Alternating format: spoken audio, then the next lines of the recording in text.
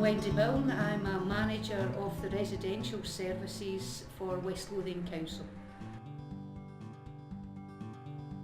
A young lad who's 12, who's now in first year at high school, but that's a young person who's experienced quite a number of care settings where he is unable to live with his mum and dad and won't be able to live with his mum and dad.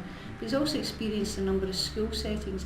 But for me, the one thing that he has and is held on to is quite interested in mechanics, engineering. He said before he would like to be a mechanic. It's also the wee thing that he still has, that he still holds on to. There's a wee bit of hope for the future for him. And he's always been quite interested in wanting to know about, well, how do you build cars? And I think the thing for me is, if we were to take a young boy like that who's 12 and just in the high school and bring him along to somewhere like Napier University and actually show him the mechanics department, give him the encouragement to move on to something by way of a formal education, whether that's that he goes to an FE college and he becomes a car mechanic, or whether that's that he then aspires to become an engineer and he goes on to do a degree in engineering.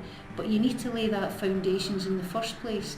He needs to get an insight into that and a snippet of that, and the way to do that is to actually bring a young person along, but it can never be in the sense that that becomes something that's about a day trip, which then can become a lot more tokenistic, and therefore it's just about, well, bringing a group of kids along and then not following it up. Sometimes for young people, in order to give them that substance that they actually believe in themselves and believe in their abilities, they need somebody out there in the sidelines saying, you saw our department, if you're interested, this is what you could do. And I will send you a wee card once every month or once every couple of months just to find out how you're doing. It gives that young person the hope and the belief in themselves that they can achieve that, and perhaps that they could finish school and get enough qualifications to go on to an FE college, or get enough qualifications to go on into higher education and to do engineering. But it's about making that first contact. It's about getting that young person before they have completely and totally lost hope. Because often you find by the time young people reach about S3, S4 in high school, they probably have gone too far and have lost it. There is a potential out there, but a lot of that could come from the universities themselves, by linking in with children a lot younger than we currently do, and actually let's build in that wee bit of hope they still have. To think of that wee boy at 12 who still plays with his Lego but dreams of being a mechanic, let's try and enable him to fulfil that dream and let him become that mechanic that he can be.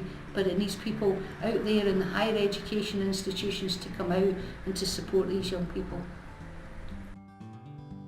For me, there is absolutely no expectation that all current teaching staff at any higher education establishment, or students for that matter, suddenly become befrienders or mentors or new parents for young people who are currently within a care setting.